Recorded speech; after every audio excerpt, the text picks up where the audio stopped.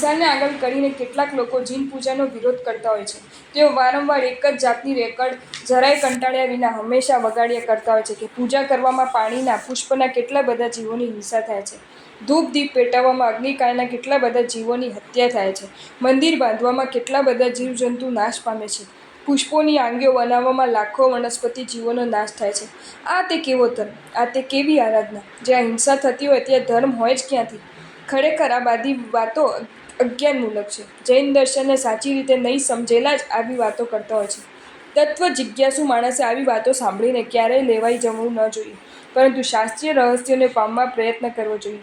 સાચું સમજાઈ ગયા બાદ તેના આચરણમાં પલનો વિલંબ ન કરવો જોઈએ. ચાલો આપણે જીન પૂજામાં હિંસાનું પાપ લાગે છે નહીં તે અંગે કેટલીક વાતો વિચારીએ.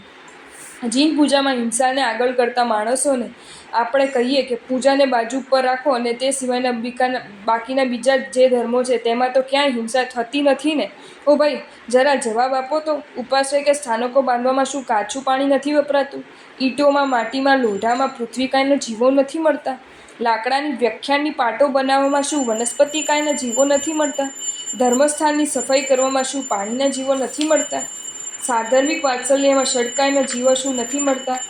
ભીંડા, ટીંડોળા અને કેળાનું શાક શું નથી સમારતા?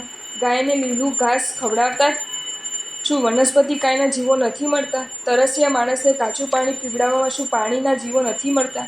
બીમાર સાધુ સાધ્વીજીને ટાઇફોઇડના તાવમાં જ્યારે મોસંબીના રસ કાઢીને વળવો ત્યારે લીલોતરીની હિંસા નથી થતી?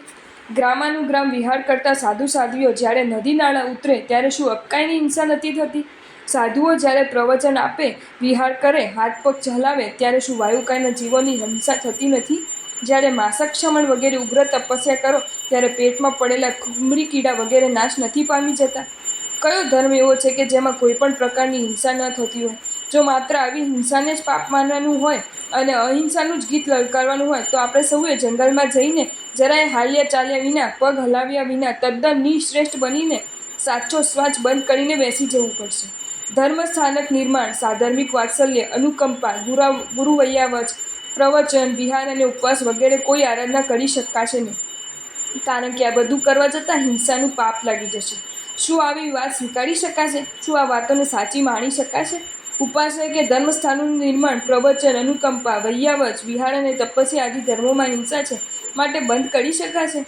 જો આ બધામાં હિંસાનું પાપ લાગતું હોય તો ભગવાન સાધુ સાધ્વીને નવકલ્પી વિહાર કરવાનો, યોગ્ય જીવોને ઉપદેશ આપવાનો, નદી ઉતરવાનો, શ્રાવકોને અનુકંપાદી ધર્મ કરવાનો, આરાધના માટે જીન મંદિર, ધર્મસ્થાન આદિ બનાવવાનો, જીન પૂજા કરવાનો ઉપદેશ આપત ખરા? પરમાત્માએ આ બધી વાતો ફરમાવી છે ત્યારે એક વાત નક્કી સમજી લેવી જોઈએ કે બહારથી આપણને આ બધા કાર્યોમાં અજ્ઞાન, દ્રષ્ટિદોષ અને દ્વેષના કારણે હિંસા જણાતી હોય તો એ હકીકતમાં તે હિંસા નથી. ખાલી માત્ર બહારની પ્રવૃત્તિ પરથી હિંસા કે અહિંસાનો નિર્ણય લઈ શકાતો નથી. તે માટે પ્રવૃત્તિની સાથે સાથે વૃત્તિ કેવા પ્રકારની છે તે પણ જોવું જરૂરી છે. જીન પૂજાદી કાર્યોની પ્રવૃત્તિમાં જે હિંસા દેખાય છે તેને શાસ્ત્રકાર પરામર્શીય સ્વરૂપ હિંસા કહે છે. અર્થાત જેના બાહ્ય સ્વરૂપમાં જ માત્ર હિંસા દેખાય છે, કિંતુ અભ્યંતર મનના પરિણામમાં હિંસા હોતી નથી. ત્યાં તો અહિંસાના નિર્મળ ઝરણા વહેતા હોય છે, જે આત્માની ઉર્મિને સસ્ય શ્યામલા બનાવી દેતા હોય છે.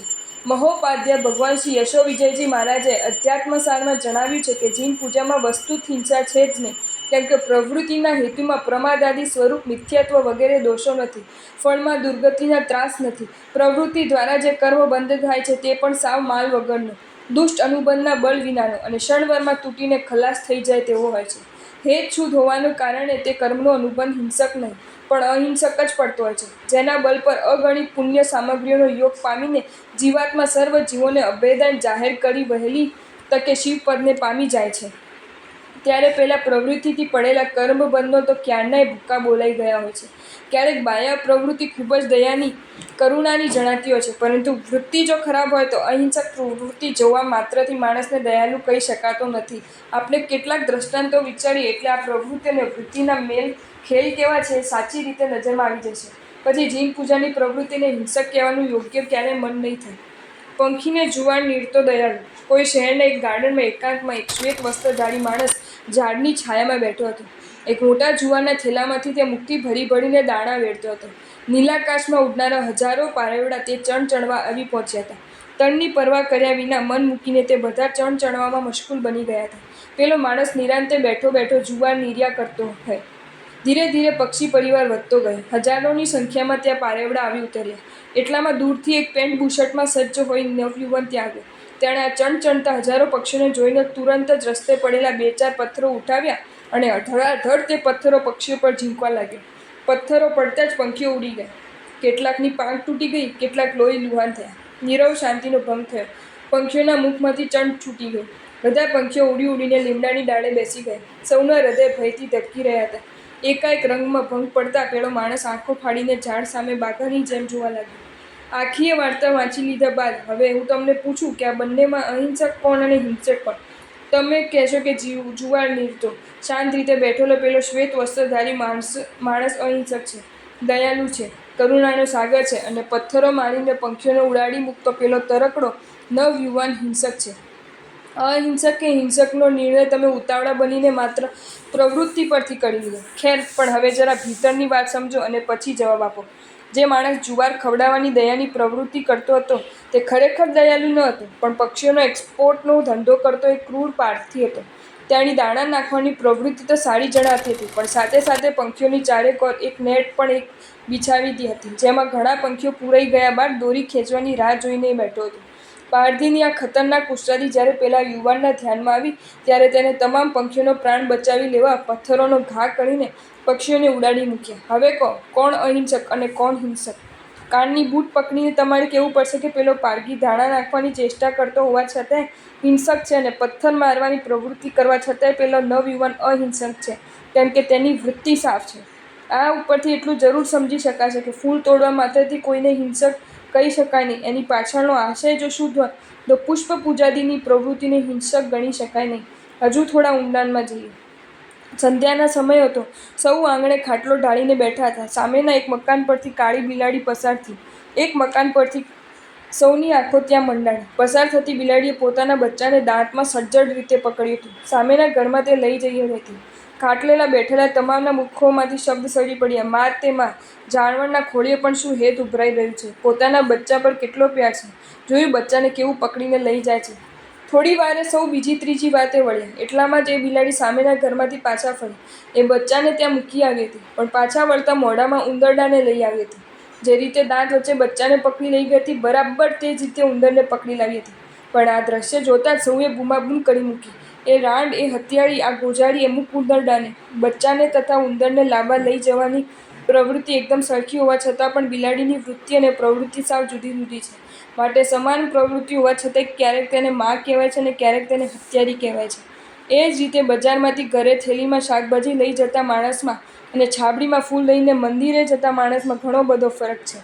શાકભાજીમાં વનસ્પતિના જીવોની હિંસા પોતાના ભોગ કાર્ય માટે છે, જ્યારે ફૂલોના જીવોને મારવાની બુદ્ધિ નથી, પરમાત્માને બહુમાન ભાવે અર્પિત કરવાના ભાવ છે. આવી સમર્પણ વૃત્તિને શું હિંસા કહેવાય? આવા શુદ્ધ આશયથી કરાતી પ્રવૃત્તિમાં વચ્ચે ક્યાંક સામાન્ય સ્વરૂપ હિંસા થઈ જતી હોય તો તે ગણના પાત્ર નથી. એ હિંસા તે હિંસા જ નથી. મુંબઈ નગરના કોઈક બહુમાળી મકાનમાં લાગેલી ભયંકર આગને ઠારવા દોડ્યા જતા પાણીના બંબાવાળા ડ્રાઈવરના હાથે રસ્તામાં કોઈનો અકસ્માત થઈ જાય તો સરકાર તેને સજા ફટકારતી નથી, કેમ કે આવી સ્પીડમાં દોડી જવામાં તેનો આશય માણસોને મારી નાખવાનો નહીં, પણ બળતા માણસોને આગમાંથી ઉગારી લેવાનો હોય છે. એપેન્ડિક્સનું ઓપરેશન કરતા છરી, કાતર અને ચીપિયાથી ચીમડું કાપે તેમ પેટ કાપી નાખનારા ડૉક્ટરને હાથે કેસ ફોઇલ થઈ જાય તો ડૉક્ટરને કોઈ ખૂની કે રાક્ષસ કહેતું નથી, કેમ કે તેની તે પ્રવૃત્તિમાં આશય મારી નાખવાનો નહીં, પણ માણસને વધુ જીવાડવાનો હોય છે.